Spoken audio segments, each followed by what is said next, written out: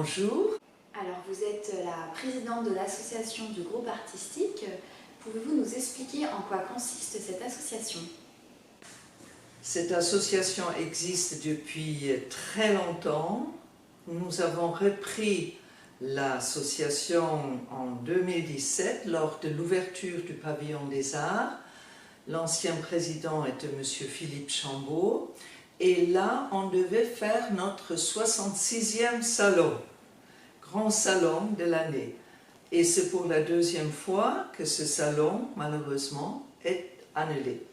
Donc, on est très contents et on remercie beaucoup Monsieur le maire et ses équipes de nous donner cette possibilité de faire cette exposition en virtuel pour le moment.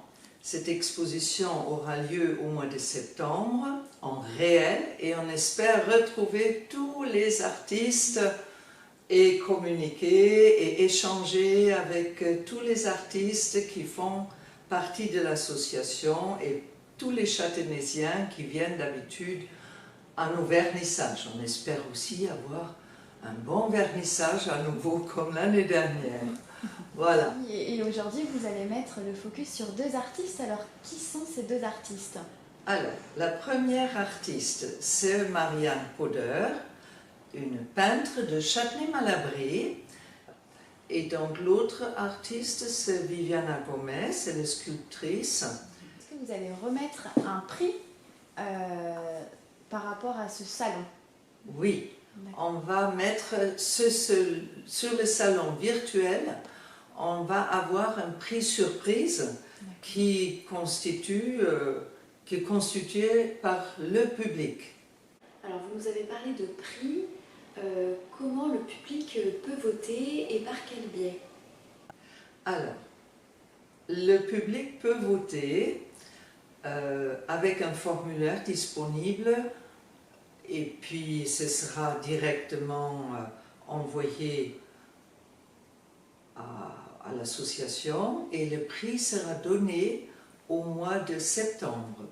Très bien, merci Freya. Voilà, je vous en prie, merci. Et puis j'espère qu'on va avoir plein de monde qui va regarder cette exposition virtuelle, mais j'espère aussi retrouver plein de monde en septembre, où tout va recommencer. Tout va recommencer. On l'espère, on l'espère.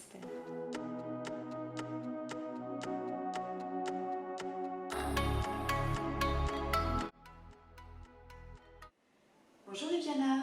Bonjour Anaïs. Alors bienvenue au Pavillon des Arts et du Patrimoine. Donc vous étiez censée exposer du 16 au 27 mars avec le groupe artistique pour le 66e salon. Donc premièrement, expliquez-nous un peu votre parcours. Qu'est-ce que vous faites ici? J'ai été nommée invitée d'honneur pour exposer justement au Pavillon des Arts. Je présente là quelques œuvres qui seront après mises sur la page, j'imagine, du salon. Et voilà. Et donc quel est votre parcours avec vos œuvres? Expliquez-nous un peu votre parcours artistique. Ok. En fait, j'ai commencé il y a quelques années, quand mes enfants étaient tout petits, à faire ce qu'on appelle, je ne suis pas mexicaine, mais ce qu'on appelle au Mexique des piñatas. Et en fait, ce sont des personnages faits en papier mâché. Alors, j'ai pas mâché le papier, mais j'ai commencé à coller le papier. En fait, j'utilise des journaux.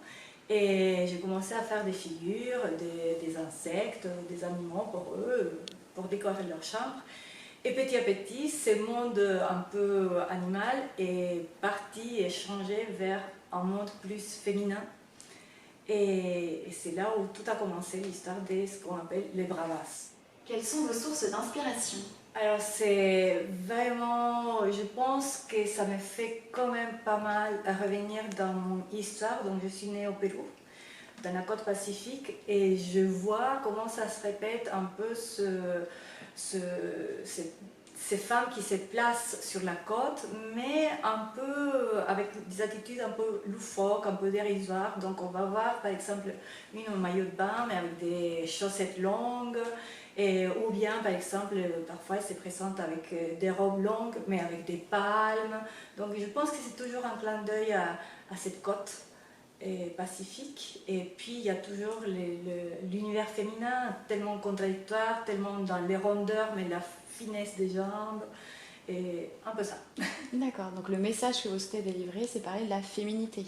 La féminité dans tout son espèce de splendeur insaisissable, en fait. Et ces femmes qui restent quand même très, très enfantins aussi, très dans leur rêve d'enfant, dans leur plaisir de s'amuser, de prendre plaisir dans les choses simples de la vie. Voilà.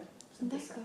Donc là, vous avez emmené 3 œuvres avec vous. Vous en faites combien? Beaucoup? Vous en faites annuellement? Comment ça se passe un peu En fait, je ne suis pas tout à fait dans la production. C'est pas mon activité principale. Je suis prof de yoga. Et en fait, c'est vrai que c'est là aussi que je m'inspire quand je vois les attitudes des élèves, certaines postures, les gestes, la gestuelle des personnes, des femmes.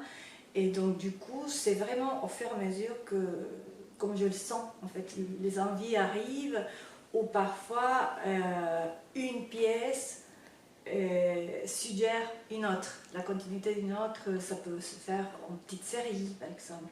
Mais il n'y a pas une planification, il n'y a pas une production non plus. Bah justement, est-ce que vous pouvez nous parler un peu plus d'une œuvre? Je vous invite à vous lever notamment. Donc je vais parler plutôt des gardiennes aujourd'hui. Et donc je trouve ces femmes à être posées devant une entrée, et à l'entrée d'une maison. Donc elles gardent toujours l'œil ouvert, un peu un clin d'œil sur les côtés, et sereine, figée sur elle-même, mais en même temps avec cette joie des couleurs, cette espèce de feu resplendissante au niveau de leur chevelure. Et c'est ça ce que j'ai voulu marquer avec ces petites gardiennes. Et voilà ma sirène de ville. Donc je considère que chaque femme en elle porte cette possibilité, capacité de devenir une sirène. Et donc sortie de la mer directement, mais bien sûr avec ses chaussettes, ses palmes, pour cheminer quand même dans la ville. Et pour finir, donc ces petites femmes au ballon doré. Alors on pourrait se demander, est-ce que c'est elle qui est toute petite, est-ce que la chaise est grande, mais cette démesure entre les objets, c'est ce qui me plaît, et le regard de ce ballon qui va s'envoler peut-être avec des rêves, avec des illusions, des pensées autres. Voilà. Où peut-on découvrir vos créations prochainement? Prochainement, ça sera ici de façon virtuelle. Et sinon, j'ai juste un site internet. On peut me trouver aussi sur une page Facebook. Et il y a des pièces aussi placées en Instagram, un compte Instagram. D'accord. Et pour finir sur ce petit interview, est-ce que vous pouvez nous parler d'une anecdote sur soit votre vie, soit sur vos créations, quelque chose d'un peu fun à nous raconter? Oui. Alors, j'avais participé une fois à un salon à Paris. Et j'avais vu un couple venir choisir une pièce, parler plutôt des pièces, et c'est ce qu'on voit toujours, ce sont plutôt les femmes qui s'intéressent à peut-être se regarder un peu en face. Et donc c'était la fin du salon, on avait tout rangé, et je vois venir en courant, traversant la porte, un jeune homme, un Américain, et qui se rapproche de moi en me disant « Vous avez déjà tout vendu, tout rangé ?» Alors j'explique qu'on était en train de partir, et en fait, lui, il s'était échappé pendant que sa copine prenait une douche à l'hôtel pour venir lui acheter la pièce qu'elle avait vue la veille. Et donc du coup, il était hyper intéressé, on a trouvé sa pièce, il est parti en courant, presque en cachette. Et donc ça m'a marqué toujours. Et puis c'était hyper sympa parce qu'une fois rentré aux États-Unis, ils m'ont envoyé la photo de la pièce posée chez eux. C'était hyper sympa en fait. Voilà. Bah oui.